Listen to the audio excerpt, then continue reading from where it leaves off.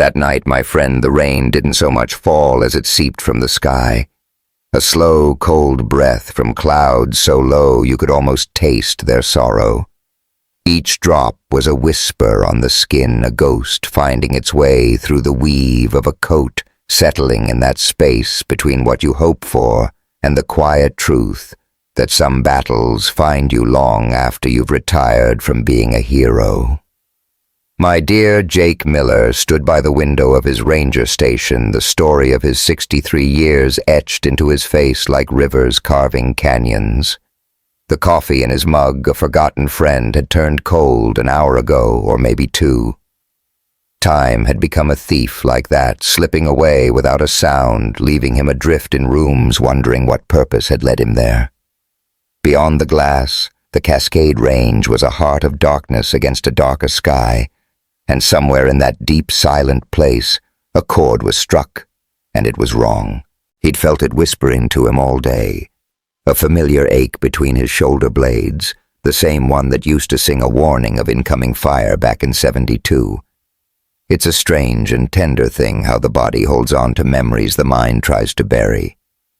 Vietnam was a lifetime ago, 40 years gone, but some echoes never fade from your bones. They just wait with the patience of a prayer for the right quiet moment to remind you that to have survived at all was a matter of grace, not skill. The station groaned around him, the sigh of old wood settling into its memories. Or maybe it was complaining. It's hard to tell the difference as you get older. This little cabin had been his refuge for 3 years, ever since his beloved Sarah passed, and their house in Portland became a cathedral of her absence. Retirement was a hollow thing filled with too many silent hours and too many memories, with no one to share them with. So he came here to this seasonal work they give to old men who need the mountains to quiet the storms inside them. And this, my friend, is where the veil thins. This is the part of the story that will ask for your trust, that will sound like a dream. But I promise you I'm not inventing this. Jake Miller was a man who lived by facts, a life built on the solid ground of 20 years in the army and another 20 in the forest. What his heart saw that night was a fact, just not the kind you can easily speak of in the light of day. The knock on his door was a question, not a demand. Just 3 soft taps, as gentle as a memory you weren't expecting. It wasn't the sound of a lost soul or a rowdy hunter. This was something else. This was a sound that knew the weight of silence, a sound that said, "I am so sorry to intrude, but I need you to open your heart." Jake placed his mug on the desk, the small click echoing in the sudden stillness. And that was the first sign that the world had changed. The wind, his constant companion, had vanished. Mountain wind doesn't just stop. It breathes, it moves, it wanders. But this was a total absence of sound, as if the entire world had taken a breath and was waiting to see what he would do. He moved across the room with the slow grace of a man who knows his own aches. His knees sang their old arthritic song. His rifle was there by the door, a silent promise of protection, but his hand never moved toward it. There was no danger in that knock. There was only desperation. And my dear friend, desperation was a language Jake understood down to his very soul. Before we walk through that door with him, if this story is speaking to you, I'd be so grateful if you'd subscribe. This space is for the real stories, the ones that whisper from the edges of our world. And believe me, after you hear what was waiting for Jake, you'll want to be here for the rest of this journey. Because what stood on that porch is something that will stay with you just as it stayed with him. Jake lifted the latch. The cold rushed in to greet him, a living thing sharp enough to bring tears to his eyes. It smelled of wet earth and something ancient, something wild. And then he saw it. It was small, no more than 4 feet tall, a creature of midnight fur, soaked and clinging to a frame of bone and spirit. It trembled not like a dog in a storm, but like a heart that had been broken. And my friend, it had hands. It had these long, delicate fingers, too human to deny, curled over its chest, as if protecting a fragile light within. Its eyes found the warm glow from his lamp, and in that moment, Jake forgot how to breathe. Amber. If a color could be a prayer, it would be that one. The amber of honey and sunlight, of fine whiskey and a dear friend's glass, of every warm and gentle thing in a world that can be so cold. And those eyes were looking right into him, not the way an animal looks gauging a threat. No, this was the way a soul looks at you when you are its last and only hope. The little being just stood there trembling, the rain dripping from its dark fur, making soft sounds in its throat that were the melody of sorrow. In his 63 years, Jake had seen so much. He'd watched men leave this world in the mud of rice paddies. He'd held his wife's hand for 6 long months as cancer stole her away piece by piece. He'd found hikers lost to the cold, their faces frozen in a final, peaceful smile. But he had never ever seen anything look at him with such profound knowing. It was as if it knew him, as if it saw a piece of his own heart, a piece he thought he'd lost forever. His hand found the doorframe, a simple anchor, in a world that had just tilted on its axis. Every rule he'd ever lived by told him to call it in to keep his distance from this beautiful, impossible creature, but rules are written for a world that makes sense. And as he looked into those eyes, he knew with a certainty that lived deeper than bone, that closing this door would be the greatest failure of his life. The creature lifted one of its hands, so slowly, so carefully. The palm was open, the fingers spread in a gesture of peace. It was not a threat. It was an offering. And then it did something that made Jake's own weary heart stand perfectly still. It touched his wrist. The fingers were rough, calloused from a life lived in the wild, but the touch was unbelievably gentle. It didn't pull or grab. It just rested there, a warm, trembling question. And through that simple touch, Jake felt the life thrumming beneath the wet fur, felt the story of the storm that had driven this small soul to his door. It looked up at him one last time, a universe of meaning passing between them, in those amber eyes, and then it turned. It stepped from the porch, its small, human-like feet sinking into the wet earth. It walked about 10 paces into the rain-soaked darkness. Then it stopped. And it looked back, waiting for him. Jake's mind was a storm of static. Every logical part of him screamed to shut the door, to lock it, to call for help. "You are 63 years old," the voice of reason whispered. "Your knees are shot, and your heart is tired. You are too old for this kind of magic. You are too old." But his heart, my friend, his heart remembered things his mind had tried to forget. He saw Sarah, her body so fragile in that hospital bed, her hand in his. "Promise me something," she had whispered, her voice like autumn leaves. "Promise me you won't let fear make your world small." And he knew he had failed her. In the 3 years since she'd been gone, he had let fear shrink his world down to the size of this cabin, this routine. He had become a small, careful man, guarding the pieces of a broken heart. But not tonight. Jake reached for his coat on the hook. He grabbed the old first aid kit, his hands moving with the muscle memory of a lifetime spent tending to the wild. The radio sat silent. He had no words for it anyway. And the rifle, it stayed on its rack. A gun felt like a profanity in this sacred moment. It felt like bringing a shout into a prayer. He stepped out into the rain, and the cold was a shock, a sudden embrace that stole his breath and made his old bones sing. The creature, no. This guide, this soul began to move, not with haste, but with a steady, quiet purpose, leading him into the heart of the night, pausing every so often to make sure its friend was still there. The forest folded around them like loving arms.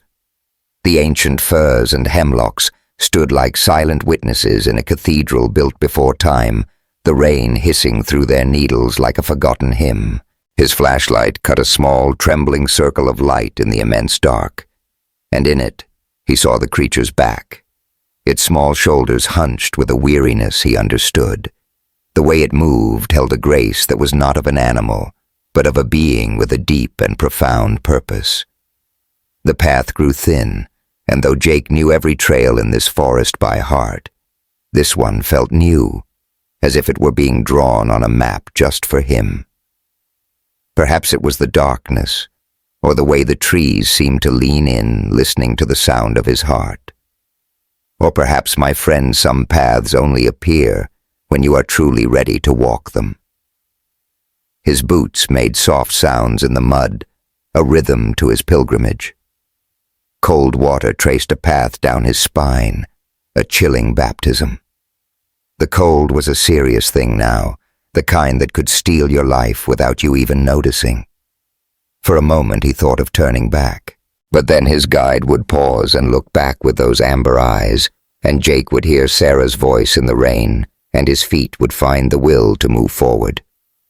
The ground began to slope downward, a gentle descent into the earth's embrace. He felt it in his knees, that familiar protest of a life lived long. They were moving into a hollow where the rain gathered, and the earth was soft and yielding. The ferns grew as high as his chest, and the darkness here had a weight to it, a presence. It was more than just the absence of light. It was a deep and ancient silence that pressed against your skin and whispered the world's oldest secrets. And just like that, my friend the creature came to a halt. Jake froze with it, his breath a pale cloud in the cold. I wish you could have felt it, the frantic, wild rhythm of his heart. He waited for it to stir, but it remained a statue in the ferns, rivulets of water tracing paths down its fur. And then, my love, he heard it. It was a sound so low, so deep, you could feel it in your soul. It came from a place within a chest so vast it seemed impossible. It wasn't a growl, not really.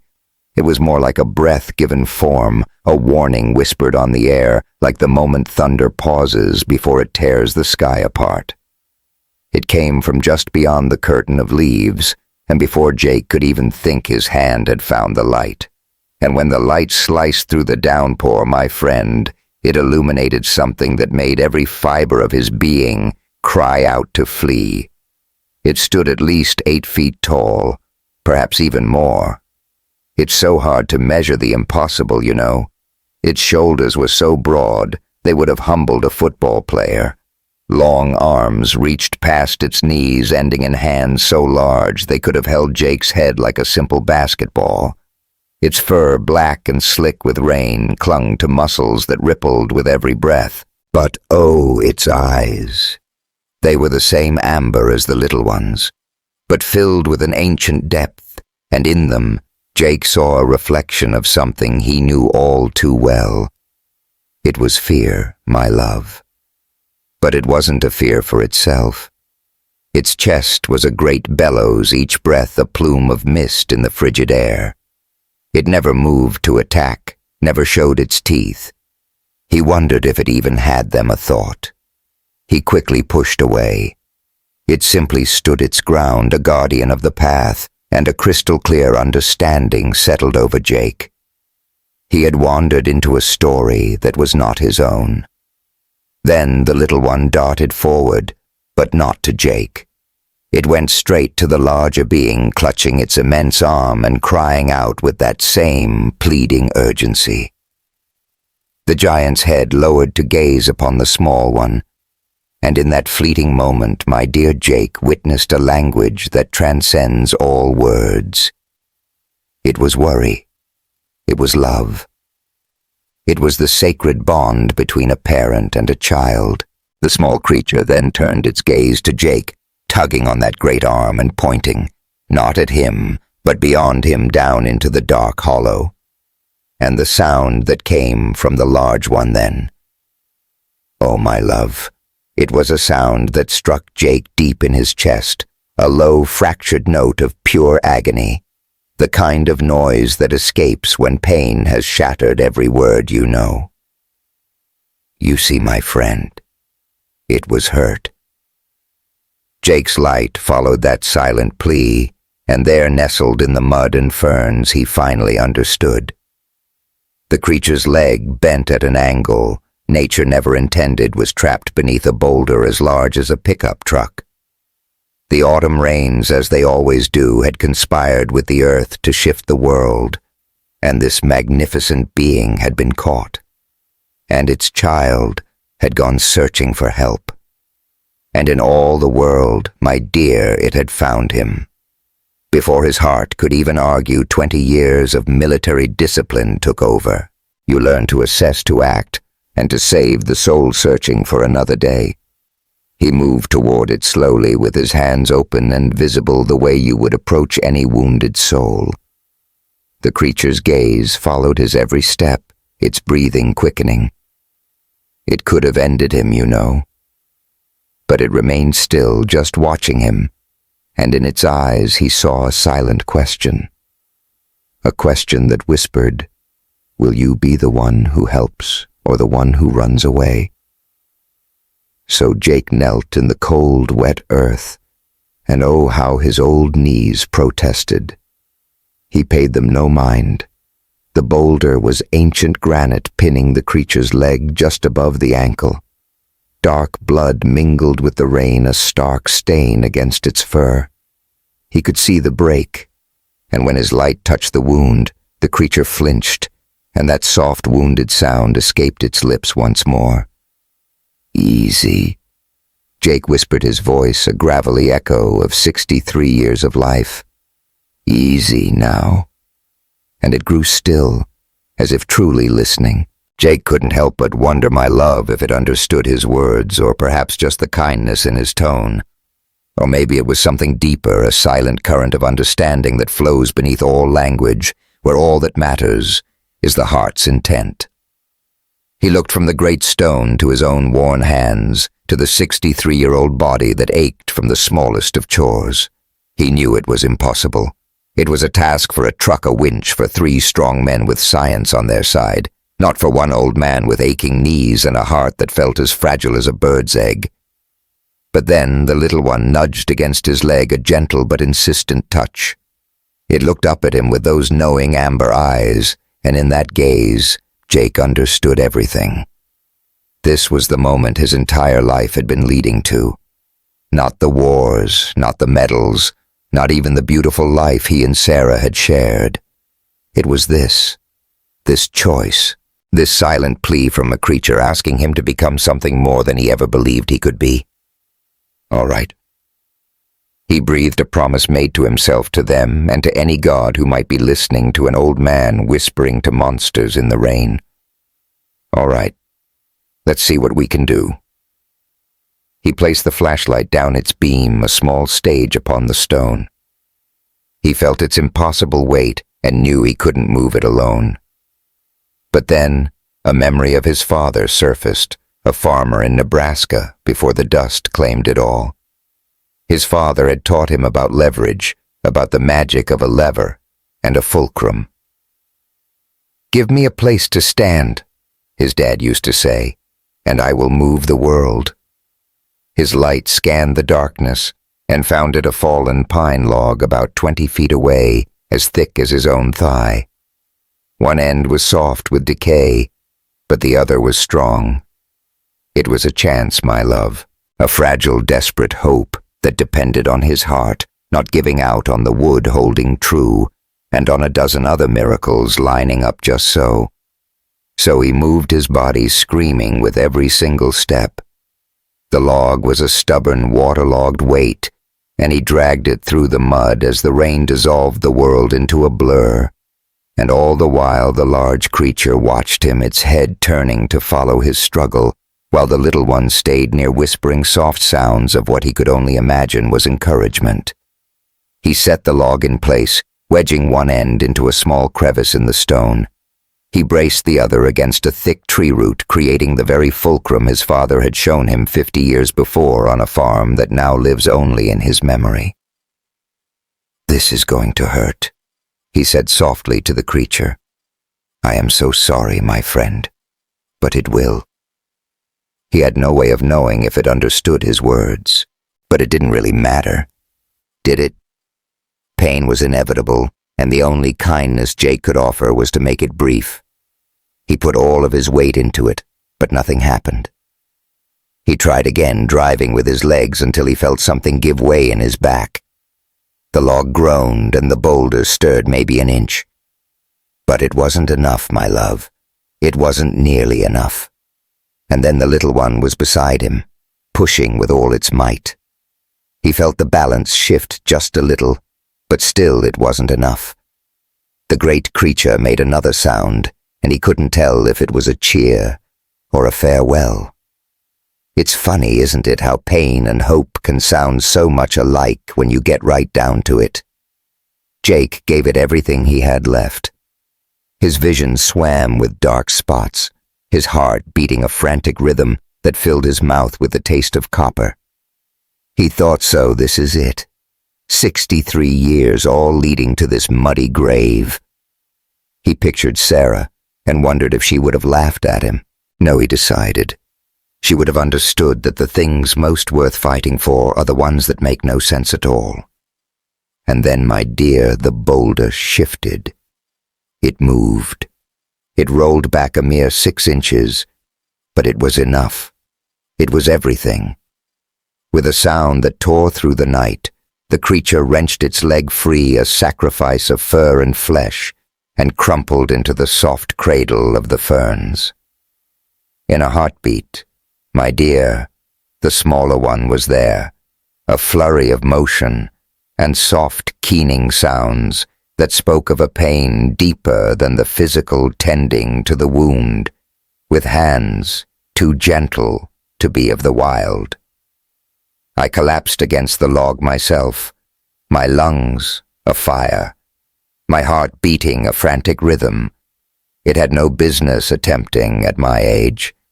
For a moment that stretched into an eternity, the world held its breath. We were just 3 souls in the rain, our breaths ragged clouds in the cold air, each of us caught in that fragile space between survival and what comes after. Then the larger being lifted its heavy head, its ancient eyes found mine, and it did something that stilled my heart for the second time that night. It extended a hand, a thing of immense power, and laid it upon my chest so gently, so deliberately, right over the frantic bird of my heart. A warmth bloomed from its touch, seeping through my drenched shirt, a silent language that spoke directly to my soul, a message understood without a single word. It was a thank you, pure and simple, a truth passed from its heart to mine. Just 2 words, my love. But they are the bridge between worlds, aren't they? They cross the chasms of species and language and tear down the walls we build, revealing the simple, aching truth that we are all just kindred spirits clinging to life. I laid my own hand over its great one, feeling the story of its life written in the rough skin and the faint tremor of exhaustion that ran through its powerful muscles. We remained that way for 1 breath, then 2, then 3, a shared lifetime in a handful of seconds. Then it withdrew, and with the smaller one as its devoted crutch, they rose and melted back into the welcoming dark. Just at the edge of the woods where the shadows deepen, they paused and turned back to me one last time. I lifted my hand, a gesture that was at once a farewell, a silent promise and a confession that some encounters, my dear, rewrite the very logic of our lives. And then they were gone. Not in the way one walks away, but as if the forest itself had inhaled, drawing its children back into a secret heart where I could never follow. I was left standing in the rain, utterly alone once more, wondering if it had all been a dream. But the log was still there, a testament to the struggle. The ache in my back was a stubborn reminder, and the warmth on my chest that lingered, a gift I knew could never be taken back. My journey back to the station felt like crossing a continent. Every step was a quiet argument between my spirit and my weary flesh, and my body was making it clear it had lost its patience. When I finally reached the porch, my legs trembled so violently I had to surrender to the steps, my head bowed between my knees, gasping for air. From inside, the radio crackled with my call sign, a voice from a world that no longer felt entirely real. I let it call into the empty air. Once inside, I shed my sodden clothes like a heavy old skin, hanging them near the fire's gentle warmth. My hands, traitors that they were, still trembled as I poured a generous 3 fingers of whiskey. It wasn't the cold that shook me, you see. It felt as though fear and wonder had conceived a child within me, and that child was now dancing a wild, beautiful jig inside my soul. The whiskey was a welcome fire on its way down, and in its warmth, my thoughts drifted to my Sarah. I thought about the promise I whispered to her, a promise to keep my heart open, and about how true courage my love is, sometimes just pretending it exists long enough for it to become real. I drank until the tremors in my hands finally quieted, and then I reached for my journal, the same one I've kept since Sarah passed, its pages filled with the mundane, a catalogue of a life without meaning. I just stared at the empty page, because what words can you possibly find when an experience has taken the rule book of your life and set it on fire? In the end, I wrote just 3 simple words, a testament that changed everything. They are real. I closed the book on that new truth, poured one last finger of whiskey for comfort, and simply sat by the fire listening as the rain drummed a gentle rhythm on the roof, a soft witness to the night's impossible secret. The morning arrived like a shy guest, cloaked in gray and moving slowly. I awoke in my chair, my neck a painful knot, my back a landscape of fire. The rain had ceased its song, replaced by a fog so thick it pressed against the glass, as if wanting to share a secret. I made coffee, burned the toast, and performed the ritual of a man who hadn't stood at the edge of wonder. But the radio, my friend, refused to play along with my charade. It was alive with the world's frantic chatter, whispers of strange happenings in Sector 7, of giant footprints discovered down by Henderson Creek, a call for every ranger to report anything out of the ordinary. With a simple click, I silenced the noise. Because you see, some things aren't meant for reports. They are secrets you hold in the deepest chambers of your heart. Sacred things that would shatter if analyzed or filed away as just another anomaly. I lost myself in the rhythm of the day's work, mending the rain gutter, stacking the firewood, walking the perimeter fence. The simple, honest labor of a normal day, except my world was anything but normal now.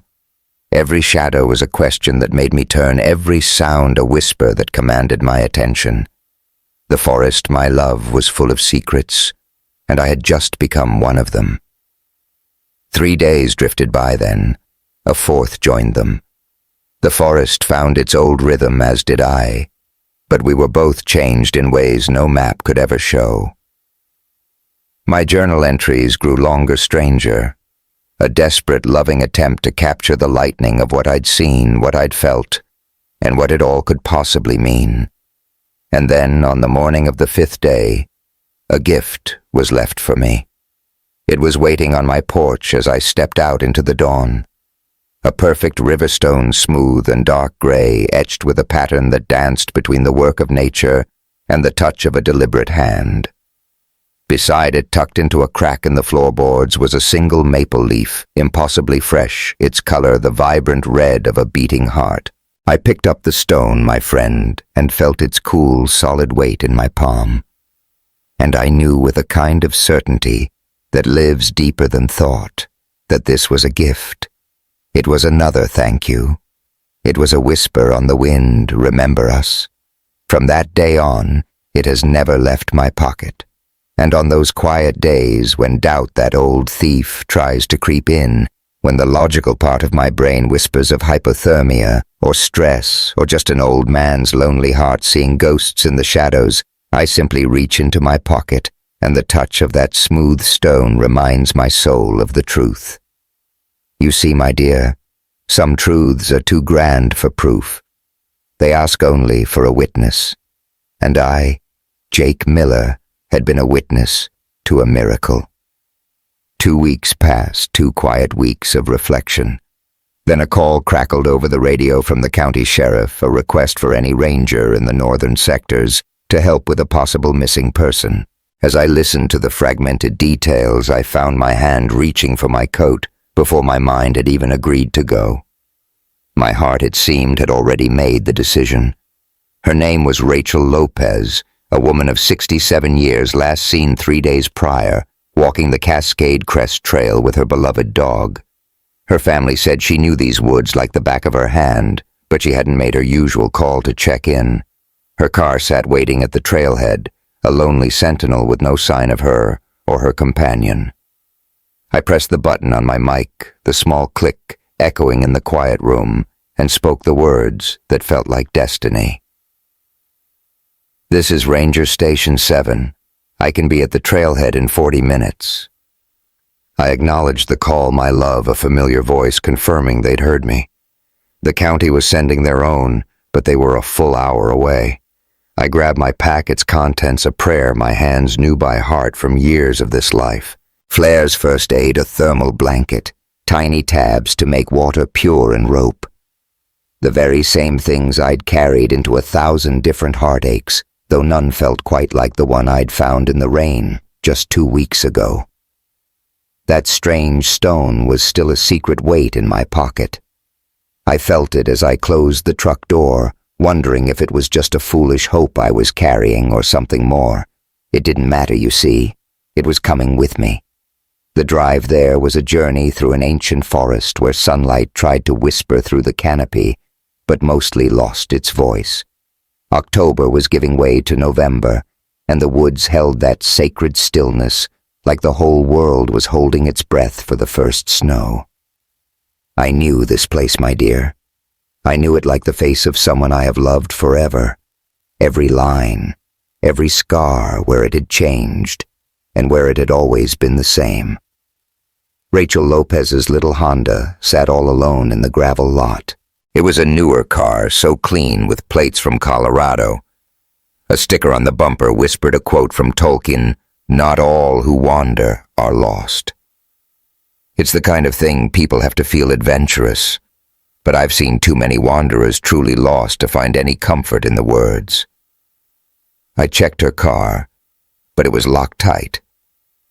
All I could see inside was a fleece jacket resting on the passenger seat and a leash for a dog. The register at the trailhead held her name from 3 days ago, Rachel Lopez, 2:30 in the afternoon, hiking alone with her dog, planning a simple 5-mile loop. 3 days is an eternity out here.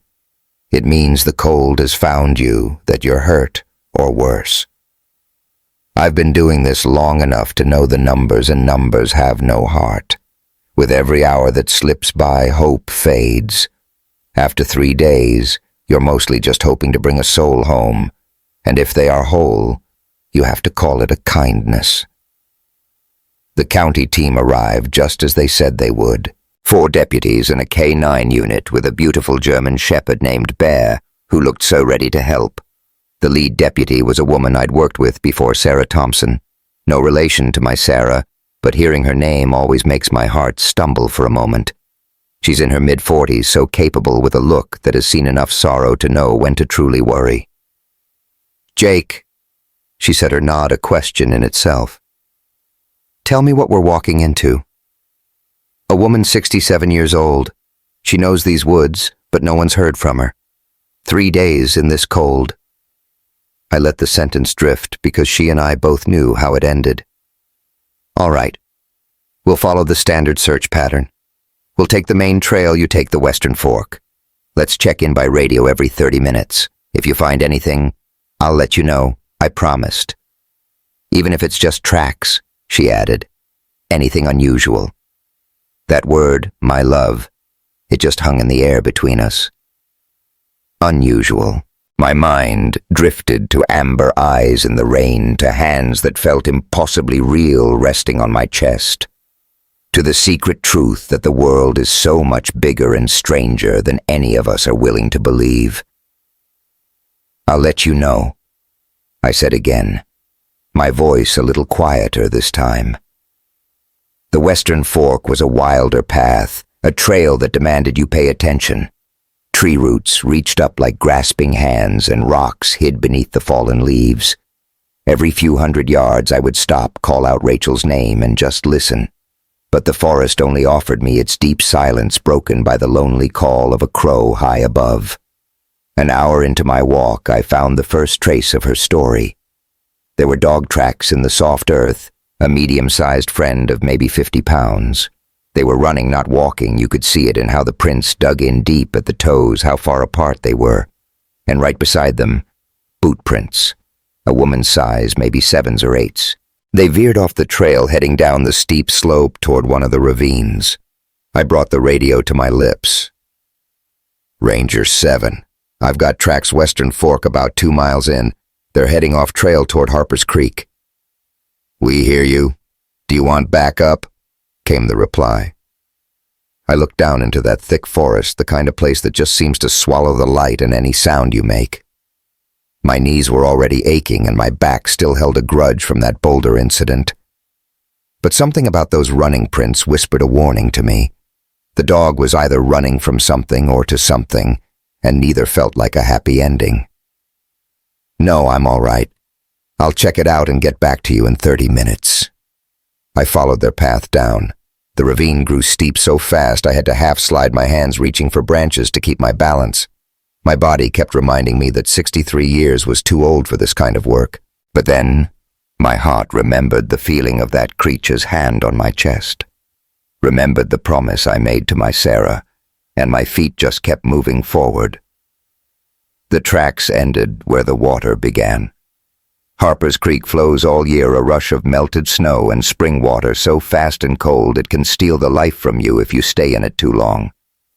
I could see where the dog had stopped at the bank, circling in confusion, its prints overlapping in a story of distress. The boot prints just stopped 20 feet upstream. And that is where I found her, held in the embrace of a fallen log. Rachel Lopez was floating face down, her arms outstretched, one leg bent at an angle that told me she would never walk again. A branch had caught her jacket, a small mercy, keeping her from being washed away. The water was only 3 feet deep there, so clear I could see her face softened and changed by the current, her eyes open and seeing nothing at all. I waded in without a second thought. The cold was a shock that stole my breath and squeezed my chest. My hands found her jacket, and I pulled, bringing her gently to the bank. She was so small, maybe 5'3", and couldn't have been more than 120 pounds, even soaked with water. Her skin was the color of winter twilight, as cold as the creek, and there was no pulse in her neck when I checked. Still, I started CPR. It's a rhythm of 30 presses and 2 breaths, a dance I learned 40 years ago that you never forget. 30 presses, 2 breaths. I could see her chest rise and fall with my breath, but nothing else stirred. There was no cough, no gasp of air, none of the sudden miracles you see in the movies. But I kept going. You understand, don't you? You just have to try. It's what we do. Because the only other choice is to give up, and I made a promise I would never be that kind of man. 5 minutes melted into 10. My arms were burning. My back was screaming, and somewhere around the 12th minute, when the sensible part of my mind was telling me to stop, that she was gone, that all I was doing was disturbing her final peace. I felt it. It was that pressure again, my love. The very same weight I felt that night in the rain, as if the air itself was a heavy blanket, the forest leaning in to share a secret, and something was watching with a gaze so intent it felt like a touch upon my skin. And so, Jake's hands stilled. He sat back on his heels, a quiet surrender, and simply listened with his entire being. The woods had fallen silent, a hush so deep it was unnerving. No bird song, no whisper of wind. Even the creek seemed to have muted its song, as if it had learned a secret sorrow. And there in the deep shadows across the water a shape moved. It wasn't the small one, nor the large one we know. This was something else entirely, taller than the creature that had trapped her, with shoulders broader than I could have imagined, and fur that seemed black until the light caught it, revealing the deep, warm brown beneath. It stood half hidden by a curtain of hemlocks, but my dear Jake could see its eyes. Amber. They were always amber. They held each other's gaze across 20 feet of water and air, across the fragile veil between what we know and what we can't possibly imagine. Jake didn't dare move. He didn't reach for his radio, his flares, or any of the simple tools meant to make a man feel safe. He just knelt there, his hands resting on the chest of a woman whose soul had departed, and looked back. The creature took a step forward, then another. Each movement was so deliberate, so slow, as if it were granting Jake the time to choose the path this moment would take.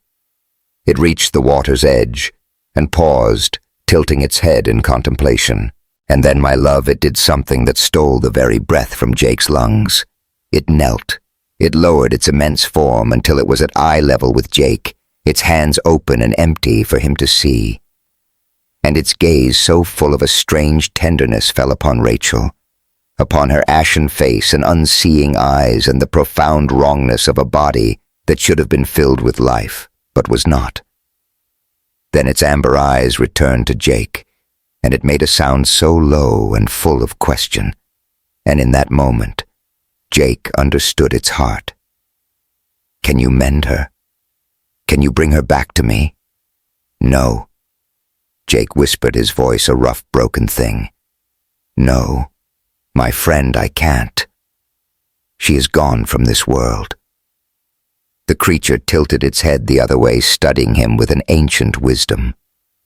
And Jake saw it then, an intelligence that needed no words.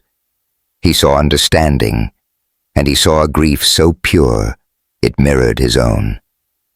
Yes, grief, because it seems even the wild things of the forest know the ache of loss. And he saw something more, something that felt like a flicker of recognition. It rose slowly, then retreated 3 careful steps. With a final lingering look, it turned and melted back into the forest, and in seconds, Jake could almost believe it had never been there at all. If not for the wild symphony his own heart was playing in the sudden echoing silence it left behind. The radio crackled to life, a voice from another world. "Ranger 7, please check in." With hands that trembled, Jake keyed the mic. "I found her. Harper's Creek. She didn't make it, my love." "We copy, 7. Marking your location now. Just stay put. A team is on its way to you." And he did stay put. He sat there, a silent guardian, beside Rachel Lopez, as the forest slowly remembered how to breathe again. The birds began to sing their notes, at first tentative, and the creek rediscovered its gentle voice. Jake looked at this woman he'd never met, 67 years young, who had probably spent her life being told she was too old for solo journeys, too old for wild adventure, too old to keep searching for the edges of what was possible. She had passed on while doing what her heart loved. There are far worse ways to leave this world, I know. But looking at her peaceful gray face, Jake couldn't help but think of all the ways the world finds to break you, and how sometimes dying doing what you love simply means the thing you loved didn't love you back in the end. The county team arrived with a stretcher and a sleeping bag for her final journey. They documented the scene with a gentle reverence, took their photos, and asked Jake questions he answered in a dream. It was an accidental death, they said. She slipped on the wet stones, likely hit her head, and fell into the creek's embrace. Her leg was broken, snapped against something hard. She would have been unconscious when the water took her. It was quick, at least. A small, tender mercy. What about her dog? Sarah Thompson asked, her voice kind. In the whirlwind of it all, Jake had forgotten the dog. They spread out their calls, echoing through the trees, and found it 200 yards downstream, huddled beneath a fallen log, trembling with cold and a fear that went beyond words. A sweet-faced mutt, mostly lab-old enough that his muzzle had turned to silver. When Jake drew near, he let out a low growl, but didn't run, and when Jake wrapped him in his own thermal blanket, the dog leaned against him, making sounds that were the very language of a broken heart. "You're a good dog," Jake whispered, holding him close. "Such a good dog. You stayed with her until the very end." They hiked out as the sun began its slow descent, painting the sky in hues of farewell. Rachel Lopez resting in her bag, her loyal dog cradled in Jake's arms, too weary and cold to walk, and Jake's mind a constant turning of what he had witnessed by the creek. The creature's amber eyes, that questioning soul, the way it had looked at her as if it understood the finality of death, which meant it understood the sanctity of life, which meant every single thing they thought they knew had to be tenderly re-examined. Back at the trailhead, the county coroner was waiting. They moved Rachel to the van with the gentle efficiency that comes only from bearing witness to so much sorrow, and Jake handed the little dog over to Sarah Thompson. "Animal control will come for him," she said softly. "No." The word left Jake's lips with more force than he intended. "No. I'll take him." "Jake, are you sure?" "I'll take him." He repeated, his voice softer this time, but just as firm. She looked into his eyes for a long moment, seeing the truth there, and then she nodded. "All right. Just get him checked by a vet. He'll probably need his shots, and my friend, he definitely needs a bath." Jake drove back toward the station with the dog in the passenger seat, still shaking despite the warmth of the blanket.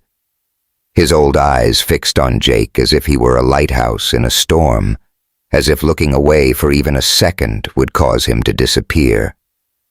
Oh, my love. He understood that feeling to his very core. Some mornings he still wakes up utterly convinced his Sarah is still alive, and the moment he remembers, she is not. It feels like falling into the cold, rushing water of that creek all over again. Back at the station, he warmed some soup for the little soul, just simple chicken noodle, and my friend the dog devoured it as if it were the first meal in an eternity. I suspect it was. Afterward, it simply surrendered to the warmth of the fire, falling into a sleep so profound it was filled with little sounds, a symphony of dreams, or maybe ghosts. You could never really tell. My dear Jake settled into his chair and his hands found their way to the stone. He turned it over and over, feeling the perfect cool smoothness in his palm, the gentle heft of it. As the firelight danced across the patterns on its face, he let himself wonder if they were etched with purpose, if this small piece of the earth was trying to tell him something. Sometime near midnight, the dog stirred, lifting its weary head to gaze at Jake. Its eyes, a soft, deep brown, held a question he knew all too well, the very one echoing in his own heart. What do we do now? And with a breath that was half a sigh, Jake whispered back, "My friend, I wish I knew." In response, its tail gave a single soft thump against the wooden floor, and somehow that felt like all the answer they needed. He decided to call him River. It just felt right, a tribute to where their paths had crossed.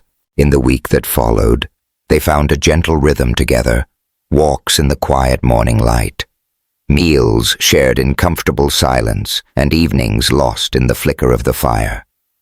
River was an old soul, perhaps 12 years old, and he moved with a caution that spoke of a body that had known betrayal, a feeling my Jake understood in his very bones. The great forest held its breath, my love. The rain came and went without visitors from the shadows. Sometimes the other rangers would speak of tracks they'd found, immense prints that they'd call bare, because what else could they be but the space between them, the hint of a two-legged stride. Well, a track is just a ghost, isn't it?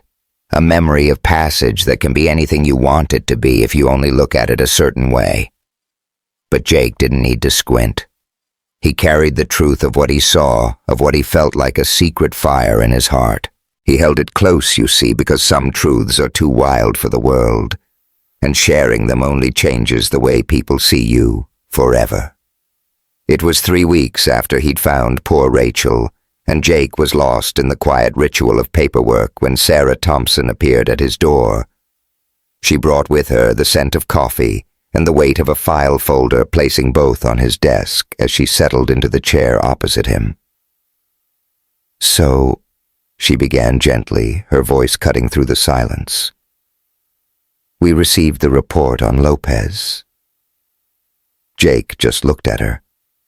And it's strange," she confessed, opening the folder and turning it for him to see. "The cause of death was drowning, just as we suspected.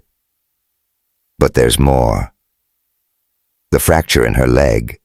The examiner is certain it happened post-mortem." His eyes met hers, sharp and questioning. "After her heart had stopped, yes. He said the pattern of the break suggests an immense force was applied when there was no longer any life to resist it. No bruising, no internal bleeding around the break. It's as if something—" Her voice faded, lost in the unsettling thought. "As if something broke her leg when she was already at peace." Jake finished for her, his voice low and steady. "Exactly," she breathed, relieved.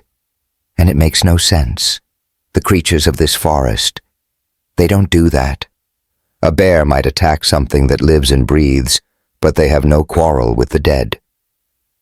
And oh, my friend, Jake's mind drifted back to the creek, to the gentle giant kneeling in the rain. He remembered its gaze upon Rachel, the soft questioning sound it had made. Could it have touched her? Could it have been trying to offer help with no understanding of how fragile we are, how easily our bodies give way? "Perhaps we're not seeing it clearly," he offered, choosing his words with care. "Maybe the fall caused the break, and the report simply has the timing wrong."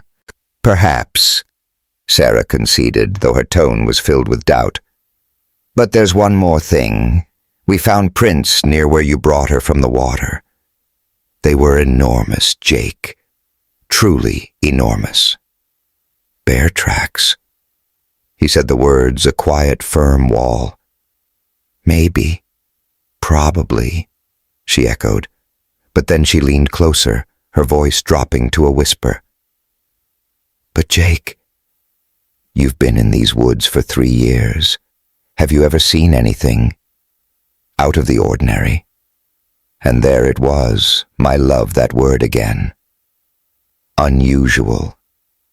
He could open his heart to her right then.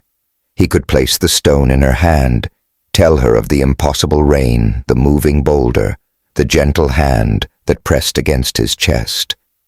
He could try to make her see that the world is so much wider and more wondrous than we dare to believe. But what would be the purpose? She would see madness in his eyes, or a story born of grief. And even if a sliver of her believed what would follow, the sound of hunting parties in the woods, the glare of cameras, men with nets and rifles, their intentions good, but their actions born of fear.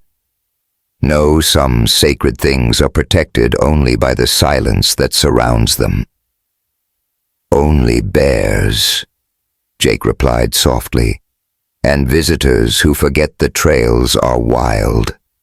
The same old stories, you know." Sarah looked into his eyes for a long moment, searching before giving a slow nod. "All right. I just had to ask." She rose and gathered her things but paused at the door. "Are you all right out here, Jake? I mean, since Sarah...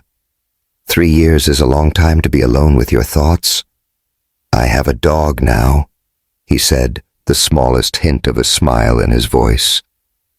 "I saw him," she answered, her smile so warm and true.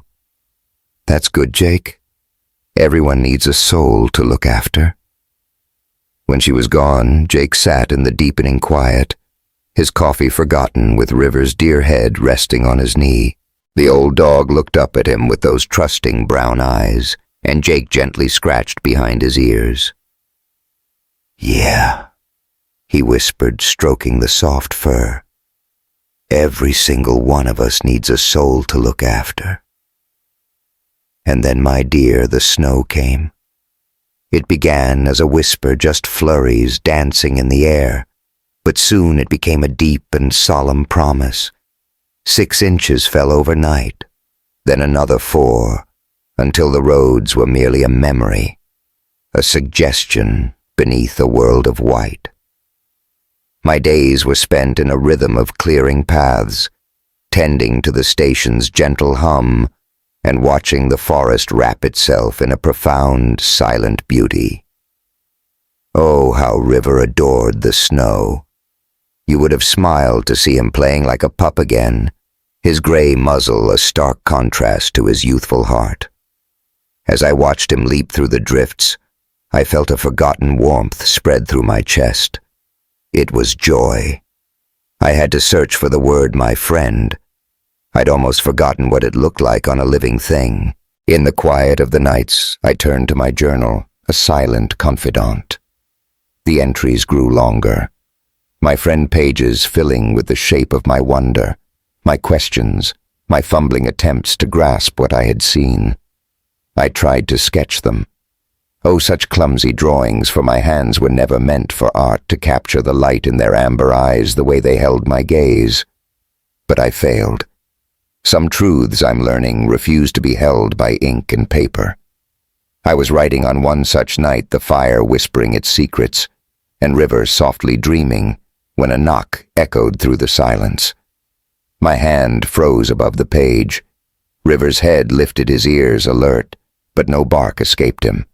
He simply watched the door with a quiet, knowing stillness that felt ancient and wise. And there it was again.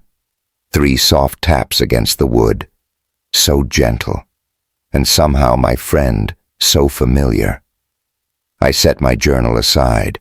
My heart had forgot its steady rhythm, and began to beat like a frantic drum as I walked to the door. My hand rested on the latch, and for a long moment I just stood there breathing. Tell me, what would you do if the impossible came to your door, not once, but twice? If you were given another chance to choose to either step into the great, beautiful unknown, or remain in the quiet safety of your world. I opened the door, and there she was, the small one, the very same creature from that night of rain. I knew it in my soul. The same slight frame, the same amber eyes, the same careful grace. But she was changed too. The leg that had been broken was healed now, though it moved with a slight imperfection, a testament to bones that had set themselves crookedly. And she was not alone. Behind her, like gentle shadows against the snow-filled darkness, stood 3 smaller shapes, her little ones. Her children, I realized with a breath I didn't know I was holding. Tiny creatures whose eyes caught the light from my cabin and held it like captured constellations. The small one, the mother, I now understood the soul I had helped, held out her hand to me, and in her palm rested another stone. This one was lighter, almost white, with delicate dark veins tracing through it like rivers on a secret map. I took it from her. Its weight felt different from the first, yet somehow connected, a continuation of a silent conversation. I looked into her amber eyes, and I saw something I knew as well as my own name. Gratitude, yes, but more than that. I saw trust, and I saw an invitation. She took a step back, a gesture of pure grace, and motioned with her head toward the deep woods. And then she simply waited.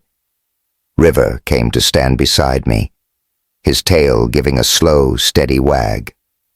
He looked up at me, and I swear to you, my friend, he had an opinion on the matter. I swear that opinion was a quiet, certain command. Go. Give me a minute, I whispered to whom I wasn't sure. I pulled on my coat, my boots, and grabbed my flashlight. I left the radio on its hook. Some journeys, you see, are not meant to be reported. At the door, I paused, my gaze falling on the journal I'd left on the desk, its pages filled with all my doubts and questions. Then I stepped over the threshold. I pulled the door shut behind me, and I followed her into the heart of the snow. We must have walked for an hour, or perhaps a lifetime. Time became a fluid thing again, dissolving until all that existed was the crunch of the next footstep, the mist of the next breath, the sacred hush of snow falling through ancient trees. The mother led us, her slight limp a quiet rhythm in the night. Her children followed their small forms close together, sometimes glancing back at me with a curiosity that felt deeper and more knowing than I was ready for. And River, my loyal. River trotted right beside me, untroubled by the cold or the beautiful strangeness of it all. What a good dog. A better soul than most people I've ever known. We came to a clearing I had never seen, or perhaps one I had never truly recognized, for the snow had remade the world into a place of wonder and possibility. In its center lay a fallen giant, an old-growth cedar that must have seen 500 years pass. And laid upon this fallen king, with a clear and loving intention, were stones. There were dozens of them, no hundreds. Each one unique, smooth river rock, steadfast granite, shimmering quartz, and others I could not name. They covered the massive trunk, arranged in patterns that could have been a language, or perhaps just the beautiful chaos of memory. Maybe, my friend, they were both. The mother walked to the great tree. She placed her gift, the white stone she had offered me, among the others. Then she turned to me and looked a silent gesture toward my pocket, where her first gift still rested. And in that moment I understood. This was a place of memory, a place of gratitude, a place of connection. Every single stone was a story, and these quiet souls kept their histories here in rock and placement, the only way they knew how to remember. I reached into my pocket and pulled out the dark, smooth stone still warm from my body. I walked to the tree, found a space that felt like it was waiting for me, and placed it among the others. It settled with a soft click, as if it were coming home, and I felt something inside me shift. Not the world, not the forest, me. Something that had been fractured since Sarah left, since long before that. Maybe since Vietnam, or maybe since the day I was born. Something that finally had been given permission to heal. And then my love, the young ones, drew near. One reached out its touch on Jake's hand, a gentle question about something deeper than warmth, something he could not name. Another drew close to our dear River, who met the soft inquiry with such quiet dignity. But it was the third, my darling, that simply looked into Jake's eyes, and in that shared amber gaze an entire conversation of souls passed between them, no words needed at all. You are a part of this now, the silence seemed to say. You are a part of the secret. The mother came to stand beside me. Together we watched her children explore the clearing, playing in the snow with movements that were almost but not quite human.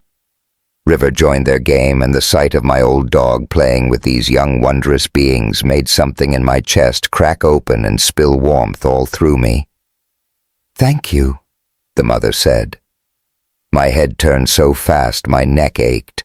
The voice was raw, as if unused to shaping sound, yet the words were there formed around something that was almost music. She was looking right at me.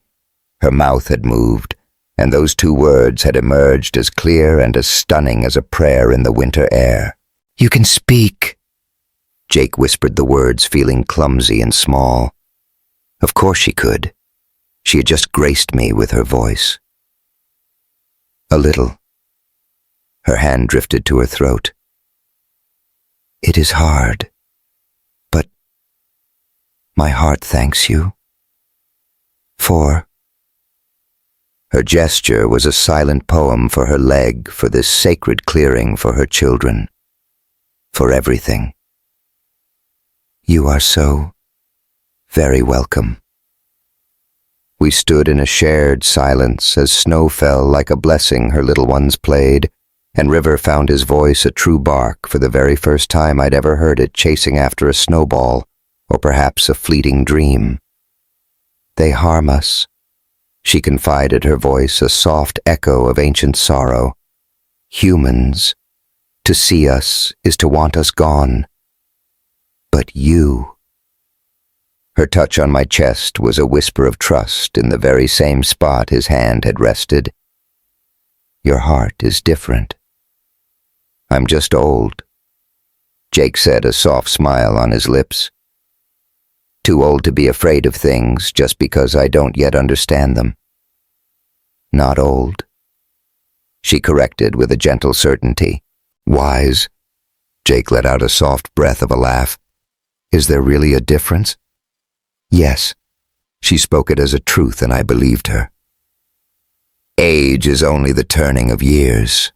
Wisdom is choosing love when your heart is afraid."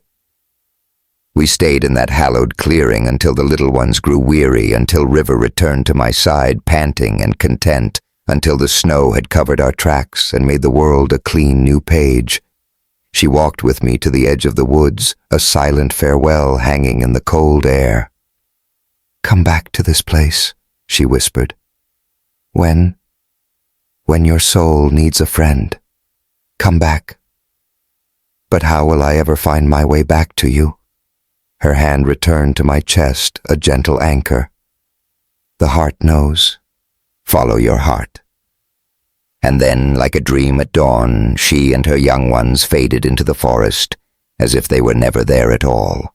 I stood alone with River in the snow, and when I looked back, the clearing itself had vanished, leaving only trees and darkness, and the patient silence of a forest, keeping its most beautiful secrets. I walked toward home, my feet guided by a memory deeper than thought. Inside, I coaxed the fire back to life, made some coffee, and settled in my chair with River's dear head on my knee. My journal lay open on the desk, filled with my questions and my searching.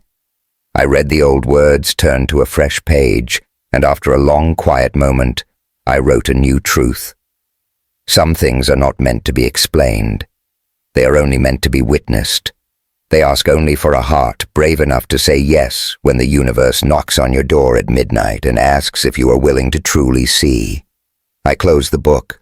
I drank my coffee.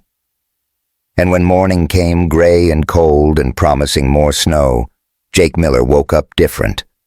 Not changed, my friend. Different. As if I'd been living my life in black and white and someone had finally flipped a switch to color, showing me how the world was always meant to be. The official report called the loss of Rachel Lopez an accident. Her family held a memorial in Colorado, and though I didn't go, I sent flowers. White lilies, because Sarah had loved them and because some gestures of the heart can bridge the distance between a stranger and a soul in mourning. The tracks near her body were explained away as River's prints, a story I told Sarah Thompson that was true enough if you didn't look too closely at the timing. The larger tracks were filed away as bare activity and forgotten, because that is what we do with mysteries that don't fit our stories. Winter then settled its quiet blanket over everything. My days were spent tending to the station, my nights by the fire with River snoring softly, and my journal filling with observations that would never be shared. Sometimes I would take out the white stone she had offered me. I had kept it, you see. It felt wrong to leave it behind. It lives in my pocket now, a companion to the dark one. and together they feel like proof of a world that shimmers just alongside our own. December brought a storm that cut the road for 3 days. I didn't mind. I had supplies, I had river for company, and I had a silence that felt like a comforting embrace. On the 3rd night, as the wind howled and the station groaned like an old ship on the sea, I heard something at the door. It was not a knocking. It was a scratching so light and tentative, it was almost a question. I opened the door to find one of her children, the smallest one, the very one who had touched my hand. It was shivering fur matted with snow, its wide eyes filled with a heartbreaking fear. "Hey," I said, my voice as soft as I could make it. "Hey there. It's all right." The little one looked back into the storm, then to me, then back again. It made high, urgent sounds and pointed a small hand toward the deep woods. My heart understood in an instant. Something was wrong. I grabbed my coat, my pack, my flashlight. I didn't hesitate. I didn't question. I simply followed that small creature into the storm river at my heels, and the door slammed shut behind us, as if the world was making a choice about who Jake Miller was meant to be. We moved quickly through the snow, the little one leading with a purpose that defied its size. The cold burned my lungs and my knees ached, but I kept pace. I had to. Whatever this was, it was important enough for a child to brave a blizzard to ask for help. We came to a ravine I did not recognize. The storm had toppled a massive ancient hemlock, and it now lay across the chasm, a bridge or a barrier, all depending on how you chose to see it. The little one scrambled across, then paused, looking back to make sure I was following. He began his ascent, a quiet battle against the fallen tree. The bark, slick with a treacherous skin of ice and snow, betrayed his boots and his hands, though gloved were lost to the biting cold. My dear river crossed with the easy grace of 4 paws waiting on the other side, his soft whines a tender language of encouragement. And there, on the far side of the chasm, Jake's eyes finally rested upon them. The great one, the father Jake's heart told him, lay half swallowed by the snow, a massive arm bent at an impossible angle pinned beneath a boulder the storm had torn from the earth. The mother was there, her body a testament to desperate love, pushing against the stone with all her might, a low, continuous sound escaping her that was both prayer and curse, for who can tell the difference in such moments? She saw Jake, and she stilled. Their eyes met, across 10 feet of snow, and shared desperation, and in her gaze, Jake saw his own frailties reflected back at him. He was not enough, just one old man with aching knees and a heart that beat to its own fragile rhythm. He could not move this mountain. He could not save them, but my friend, he knew he had to try. Jake let his pack fall, his hands pulling free the familiar coil of rope. His gaze swept the chaos, searching for an anchor, for some small leverage. The fallen hemlock, a silent giant, offered a whisper of hope if he could rig it just so, if the rope would hold, if a dozen other tiny miracles would choose to align. "River," he said, his voice a soft anchor in the wind. "Stay." The loyal dog obeyed, and Jake went to work, calling upon the ghosts of skills learned 40 years ago. He had been a combat engineer in Vietnam, taught the arts of building and breaking, and some knowledge sears itself onto the soul. He wrapped the rope around the boulder's sharp edge, threaded it through the hemlock's branches, and fashioned a pulley system that felt like 50% physics and 50% pure, unadulterated prayer. The mother creature watched him, and then a light of understanding dawned in her eyes. She took her place on the rope, her strength a force of nature next to his. The young ones added their small weight. Even dear River took the rope in his teeth, pulling with a fierce devotion that made Jake's chest ache with love. "On 3, Jake called out, his voice a promise. 1, 2, 3. Together they pulled. The rope sang with strain, a groaning, taut melody. The boulder shifted maybe an inch. It was not enough. Jake felt his back might splinter, the world dissolving into spots of light, but he pulled harder, pouring all that he was into that single act. "Again!" he shouted, his voice nearly lost to the wind. 3, 2, 1. The great stone moved. It rolled back 6 precious inches, and the father tore his arm free with a cry that was equal parts relief and agony. He collapsed into the snow, breath ragged, and the mother was on him in an instant. Her touch a gentle question, her murmurs a language that needed no translation. Jake fell back against the hemlock, his heart hammering a frantic rhythm, and he wondered if this was it. If this was the moment. 63 years of living, all leading to this, to die in a snowstorm helping beings of myth. And somehow that felt right. It felt like the kind of ending that made the whole story make sense. But his heart kept beating, his lungs kept breathing, and slowly the world resolved itself back into focus. The father creature sat up. His arm hung wounded and useless, but he was alive. He looked at Jake with those deep amber eyes, and Jake saw something that transcended all species. It wasn't just gratitude. It was recognition. A sacred understanding that some debts are too profound to be repaid and can only be passed forward. The mother creature came to Jake. She placed both hands on his shoulders, a touch of impossible gentleness, and pressed her forehead to his. The gesture was so deeply human it caught in his throat. She pulled back and wove a silent, complex story with her hands. Jake didn't know the words, but his heart understood the meaning. Family. You are family now. They helped each other back through the storm's embrace. The father limped one arm cradled to his chest, but he stood tall. The little ones stayed close. River led the way as if this secret path was etched upon his soul. And Jake walked among them, an old man in a storm guiding miracles home, and felt more human than he had in all his years. At a clearing, the same one with the stone tree, or perhaps a different one that appears only when needed, they parted ways. The creatures dissolved into the forest with that magic they possessed, becoming one with the shadows. Jake and River stood alone in the snow, and when Jake looked back, the path they had walked together was gone. But he found his way back to the station. His feet knew the trail. His heart knew the way home. And when he was finally inside, stripped of his wet clothes and collapsed by the fire, he slept more deeply than he had since his Sarah died. Morning came softly, a gentle truce after the storm, leaving the world transformed under a blanket of white. Jake made coffee, let River out, and stood on his porch looking at the hushed forest. Somewhere out there, a family of impossible beings was living their life. And somewhere in here, an old man who thought his life was over was learning it had only been waiting for him.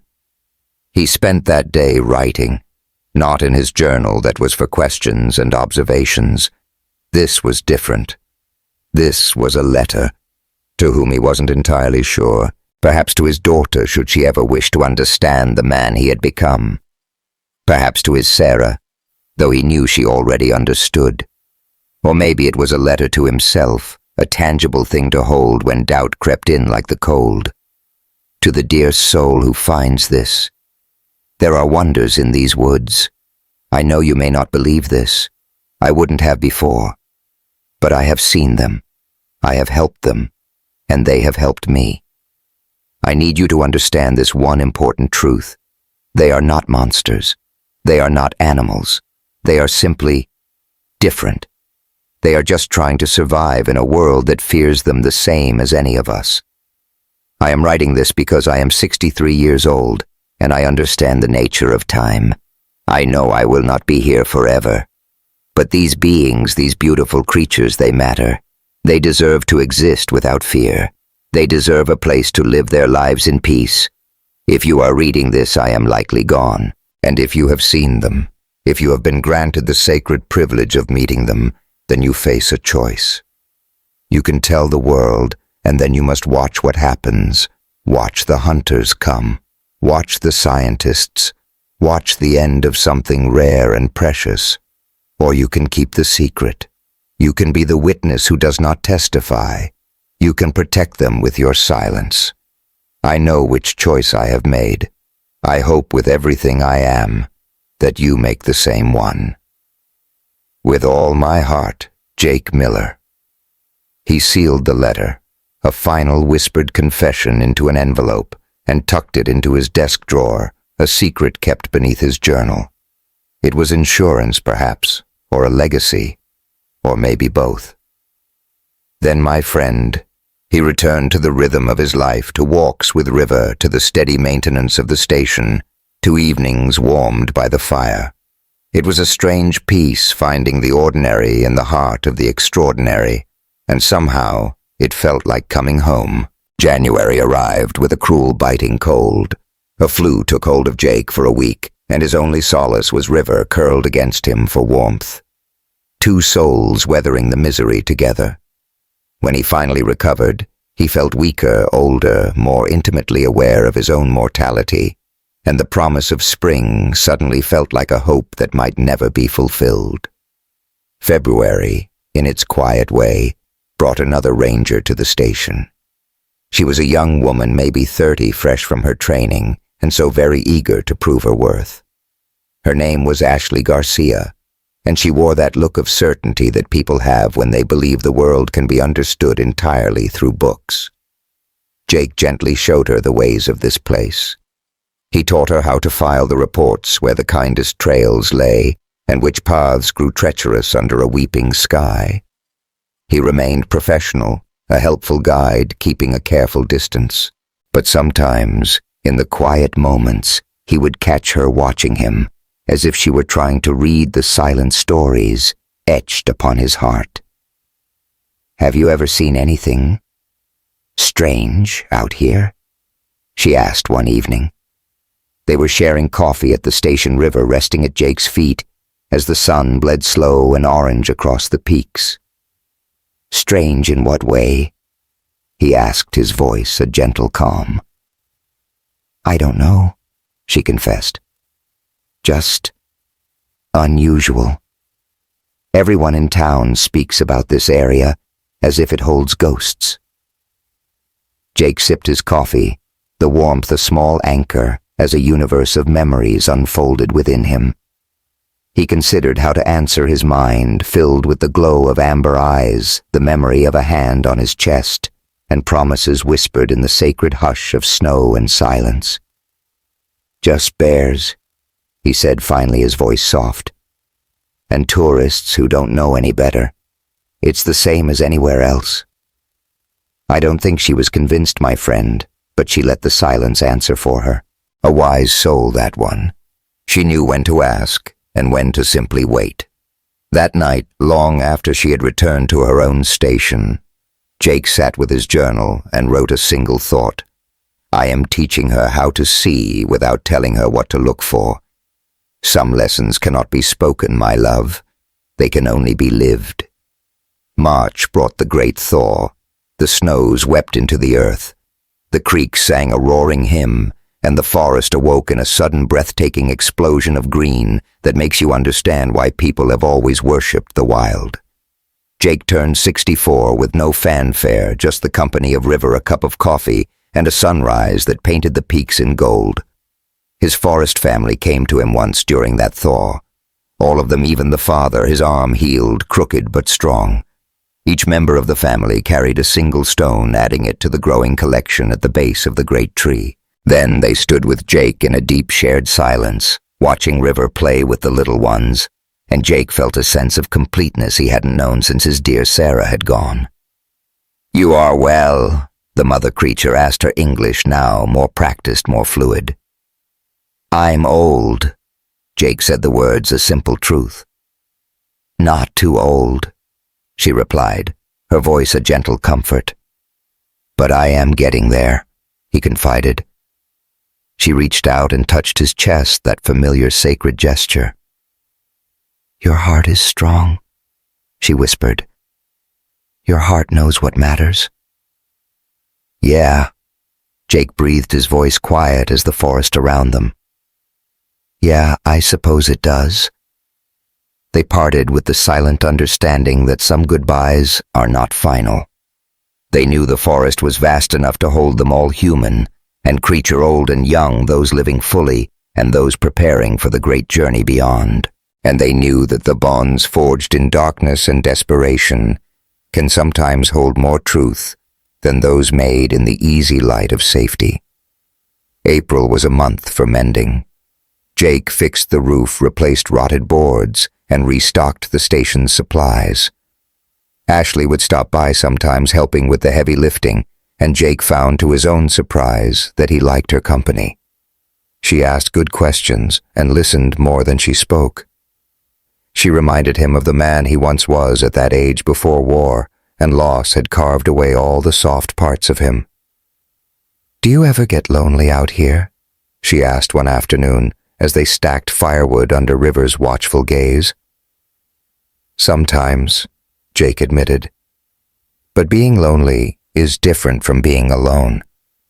Being alone is something I can handle." "Yeah," she said softly. "I understand that." They worked on in a comfortable silence, and Jake thought about how deeply we humans need each other despite everything. How we need connection, need a witness, need someone to see us and say, "I understand." His forest family had taught him that. They had shown him that this need for connection transcends species, transcends logic, and transcends all the walls we build to keep ourselves separate. May brought the tourists, and the season began in earnest. The trails flooded with hikers with families and children who had never truly seen a forest and did not know how to respect one. Jake spent his days doing safety checks and gently reminding people that this wild living sanctuary was not an amusement park. He was checking the northern sector of the woods when he found the camera. It was a trail cam activated by motion strapped to a tree about 7 feet high. It was a professional setup, the kind researchers use, and a cold dread washed through Jake's stomach. He climbed up his knees, screaming in protest, and retrieved the memory card. There were 3 weeks of footage, mostly deer, a few bears, all the normal quiet life of the forest. And then he saw a clip dated just 2 days ago that made his blood run cold. The mother creature walking through the frame with her young ones. It was as clear as day. There was no mistaking what they were. The timestamp read 3:47 in the morning, and the quality of the image was good. It was far too good.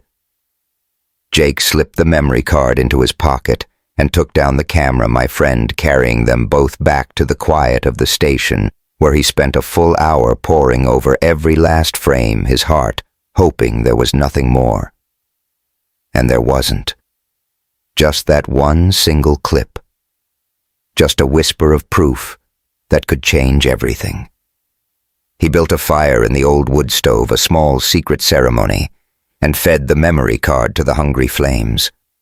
He watched the plastic curl and melt, surrendering itself to nothingness. Then he took the camera apart piece by piece, scattering its ghost across 3 different trash bins in 3 different towns.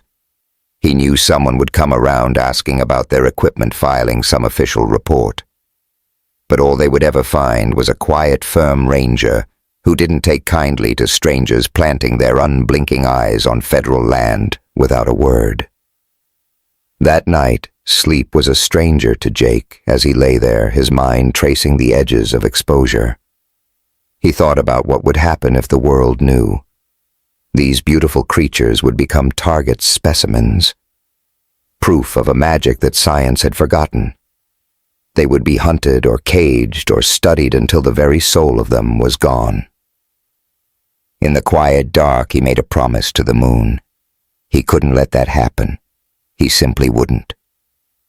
As the sun rose, his feet carried him to the clearing, and there she was, the mother creature, waiting as if their meeting was a secret appointment set by the forest itself.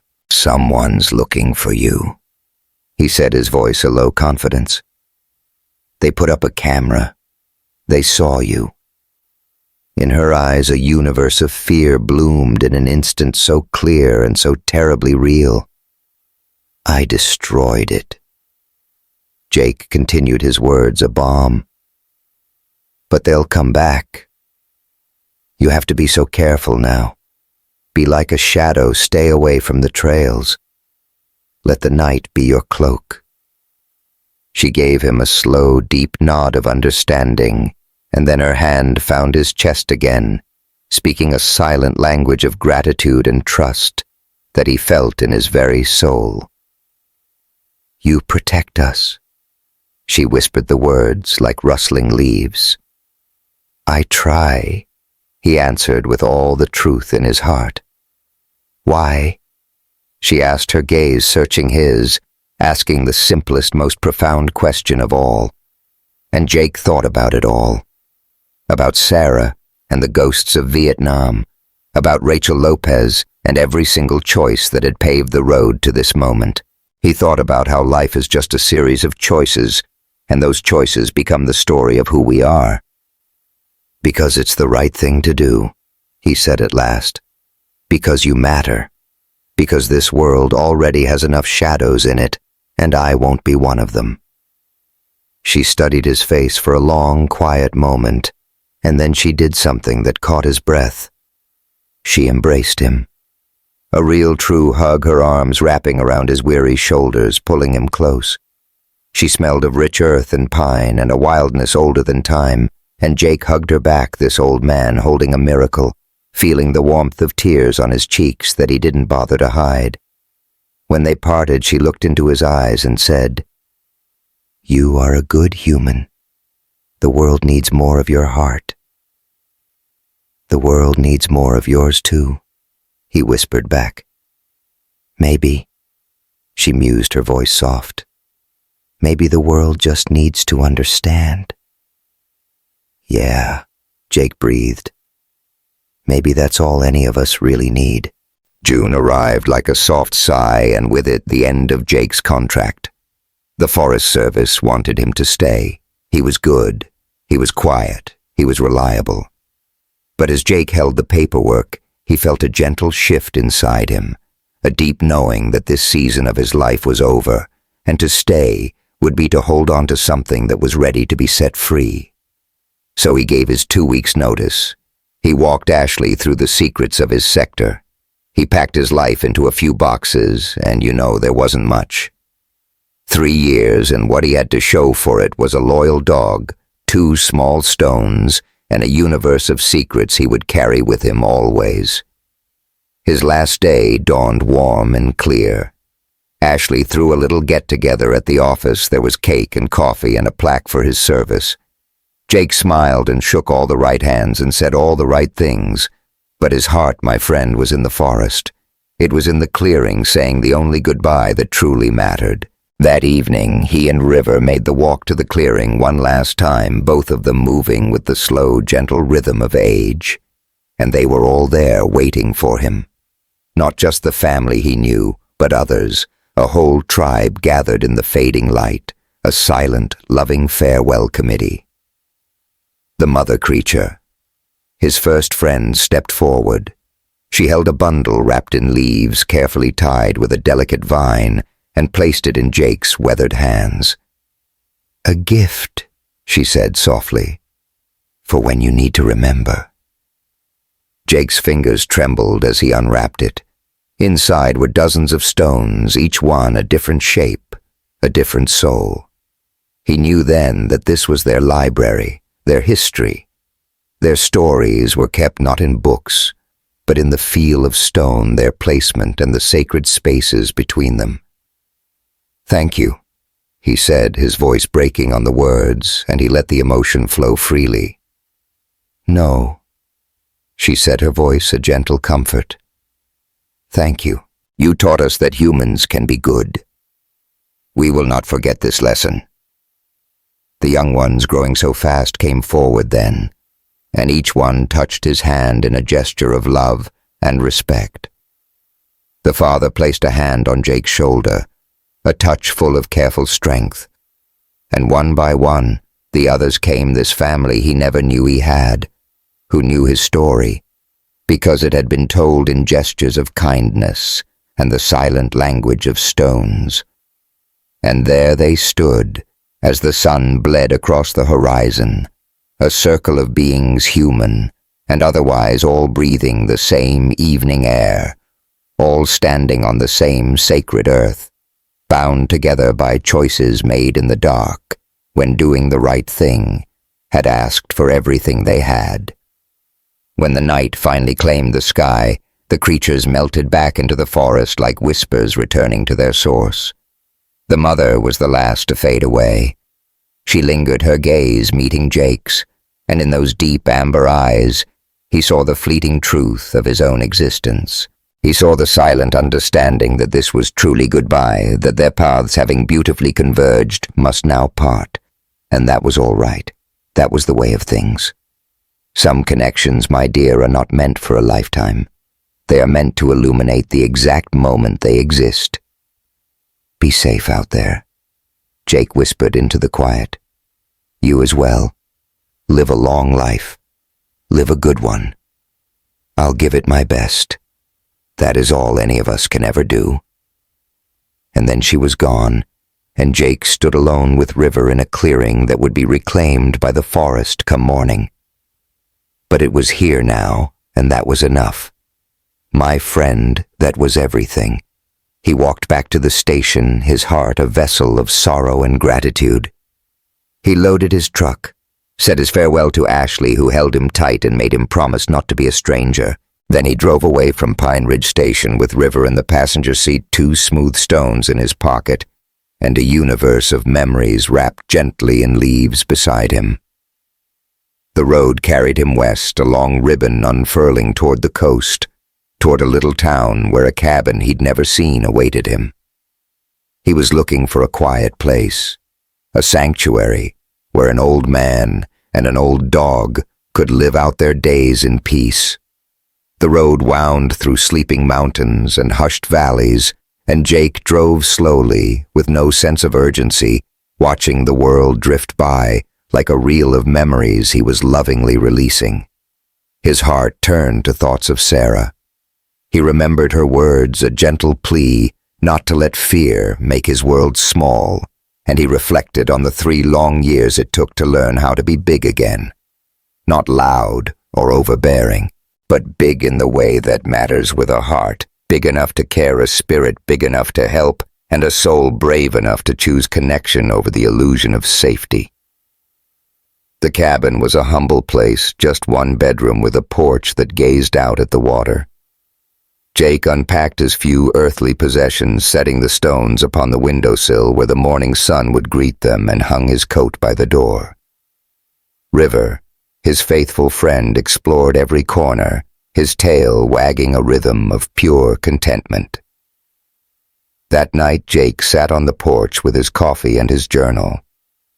He poured his heart onto the pages, writing about endings and beginnings, and how they are so often the very same thing. He wrote of the forest's gentle giants and promises kept, and the way love is a language that transcends all forms. He wrote until his hand ached, and his eyes welled with tears, and when he was done he closed the book and simply looked out at the endless breathing ocean. The waves rolled in a rhythm, steady, patient, and eternal. They'd been singing this song for millions of years before humanity took its first steps, and they would sing it long after the last of us is gone. There was a profound comfort in that, a peace in knowing the world was so much larger than any one life, any single species, than all our triumphs and heartaches combined. River came to rest beside him, and Jake lovingly scratched behind the old dog's ears. They sat together in a shared perfect silence, watching the moon rise over the water, and Jake felt a sense of wholeness settle over him. It wasn't happiness, that word is too simple. It was a feeling of being complete, as if every broken and beautiful piece of his life had finally clicked into place, creating a picture that at last made perfect sense. The next morning he woke before the sun and walked the beach with River. He gathered shells and weathered driftwood, the delicate bones of things the sea had claimed and returned. He made coffee in his new kitchen and watched the sunrise paint the water in shimmering gold. This was his life now, and it was enough. The days flowed into weeks and the weeks into months. Jake fell into a gentle rhythm, morning walks along the shore, breakfast on the porch, afternoons spent with books or his journal, and evenings watching the sun dip below the world's edge. River grew older, his steps more measured, but his spirit remained bright.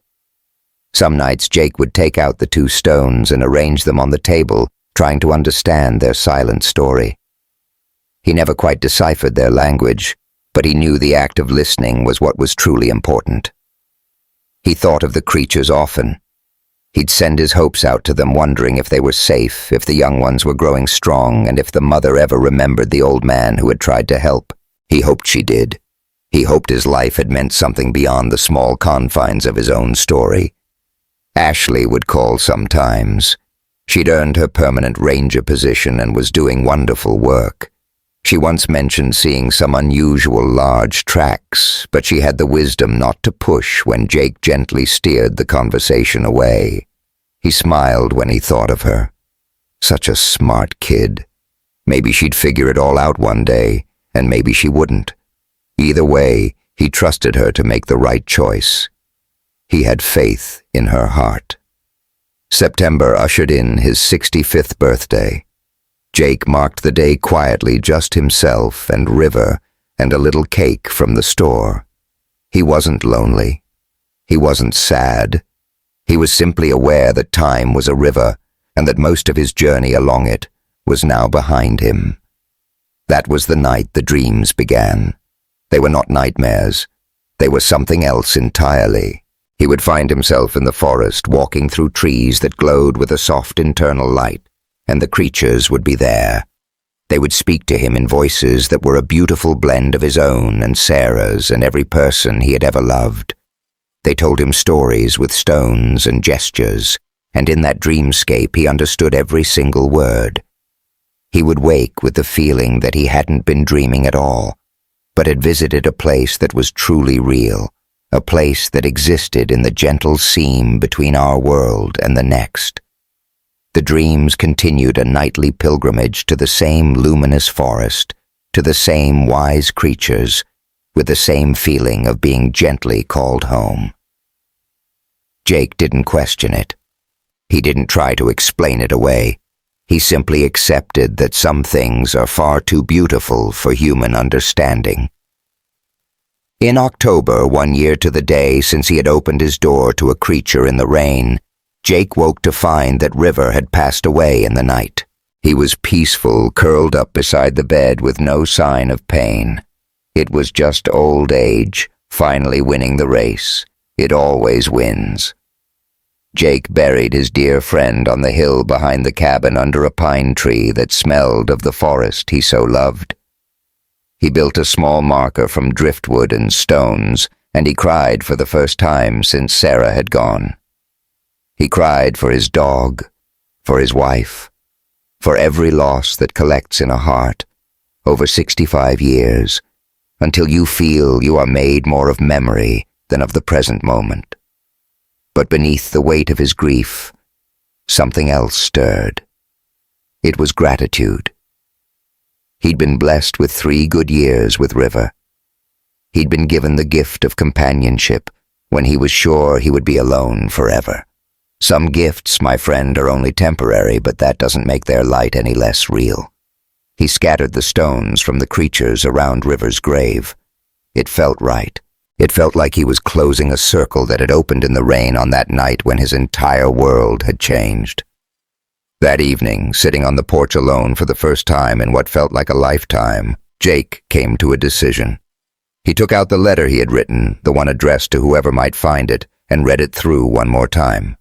The words still felt true. They still felt necessary. He added a final paragraph, his last testament. I am old now, older than I ever thought I would be. And I have learned that life isn't about collecting years. It's about collecting moments of meaning. Every choice matters. Every act of kindness matters. Every time you choose connection over fear, you are making yourself and the world just a little more whole. It was the creatures, my friend, who showed me this truth. They taught me that to be different is not to be diminished, that love knows no shape or form, and that courage is not a world without fear, but the quiet choice to move forward anyway. I can't tell you what lies beyond this life, but I can whisper what matters within it. And what matters is this: let your heart be kind, let your spirit be brave, and let your eyes see past the boundaries others have drawn for you. For listening to my story, for witnessing my truth, for holding this secret safe within your heart. Thank you. With all my love and deepest respect, Jake Miller. He carefully sealed the letter once more, placing it beside his journal in a box meant only for Ashley's eyes he knew she would understand. Then he settled onto the porch to watch the sunset, and felt Sarah's presence beside him, though 6 years had passed. He felt River at his feet, though the old dog had left him that morning, and he felt the creatures in the woods, a connection that miles could never sever. You see, some bonds are not bound by distance. They live in the quiet spaces between a breath and a heartbeat, woven from memory and meaning, and born from the simple belief that your life touched another. The sun dipped below the edge of the world, painting the sky in colors for which we have no names. And there on his porch sat Jake Miller, 65 years old, with aching knees and a weary heart, feeling a wealth that no treasure could ever match. He had lived. He had loved. He had offered a helping hand. He had been a witness to wonder, and that, my friend, was enough. It was more than enough. It was everything. And deep in the heart of the forest, in a clearing that might shift and shimmer, depending on the heart of the one-looking ancient stones, whispered stories in a language older than time itself. They spoke of an old man who opened his door to the rain, choosing kindness when the world whispered fear. An old man who moved boulders he was never meant to move, and who guarded secrets that were truly worth keeping. The stones would hold his memory, the forest would carry his name on the wind, and this remembering would outlast any single soul, flowing onward into whatever lies beyond a legacy of the heart, when all else has returned to dust. Jake closed his eyes, drew in a long, deep breath, and felt a stillness settle over him, a profound peace that for the very first time in his life felt complete. The ocean murmured its timeless secrets to the shore. The wind carried whispers from the deep woods. And an old man on a porch finally understood the truth in Sarah's words, a promise to never let fear make his world small. And he hadn't. His heart had grown to be exactly as large as it needed to be, large enough to matter, large enough to help, large enough to love creatures the world said couldn't exist, and to shelter them all the same. Large enough to understand that some endings are merely new beginnings in disguise, that the measure of a life is far greater than what can be etched in stone, and that some stories must be kept in the quiet of the heart, so they may remain sacred. One by one, the stars began to appear, and as Jake watched them ignite the darkness, he knew with a quiet certainty that somewhere beneath that very same velvet sky, the creatures were looking up as well. They were connected across all the miles and all the differences by a single, simple truth, that the language of kindness is spoken by the heart, not the tongue. It only asks for a soul brave enough to listen. And Jake Miller, he had listened.